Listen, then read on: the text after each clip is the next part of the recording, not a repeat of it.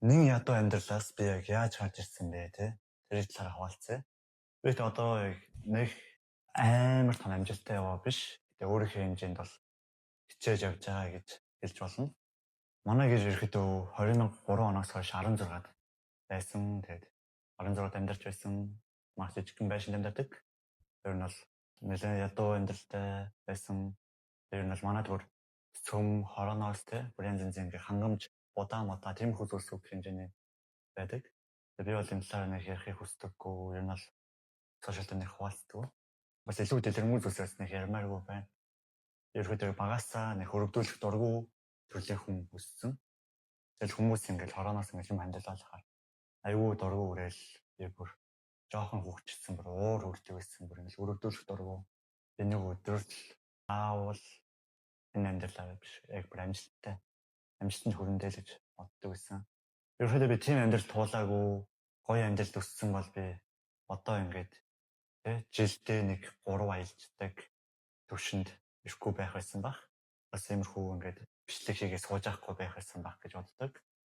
Ямарсан тийм амьдралтай байсан ч гэсэн манай аав ээж бол намайг үнэхээр үдээ 18-наас хүртэл энэ бол нэлээд тусгалж өсгсөн. Тэр талаар нэлээд бахархдаг би.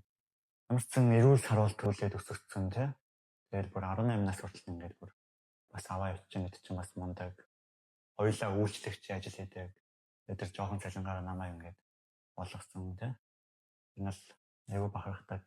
Би одоо бас нэлээд хичээж явж байгаа. Айл болох өөрөө одоо байгаа байдлаа ханах улам илүү хичээхийн тулд бас нэлээд хичээж явж байгаа. Та бас хичээгээрэй гэдэг үднээс энэ бичлэгийг хуваалцаж байгаа. Тэрнээс ч би өөрийгөө өргөдүүлэх юм.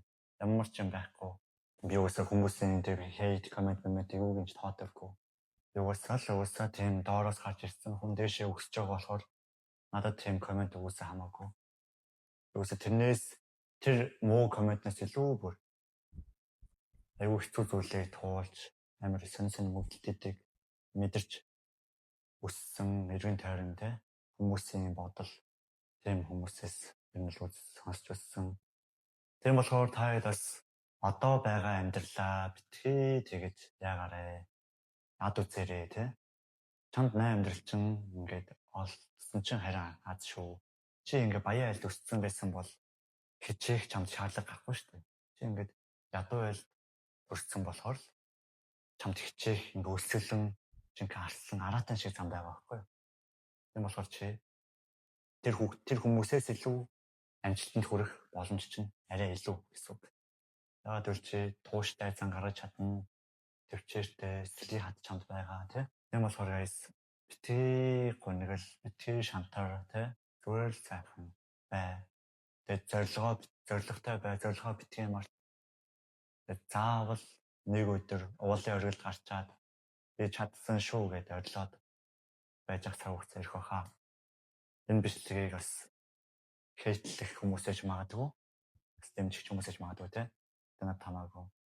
Ямарс энэгээр бусдад хэрэгтэй хүрхийг хичээлээ. Дайдас амжилтанд хүрээрээ. За тэгээ манайхаа subscribe дараагүй хүмүүс нь subscribe дараарай. Дараагийн бичлэгээр уулзцгаая.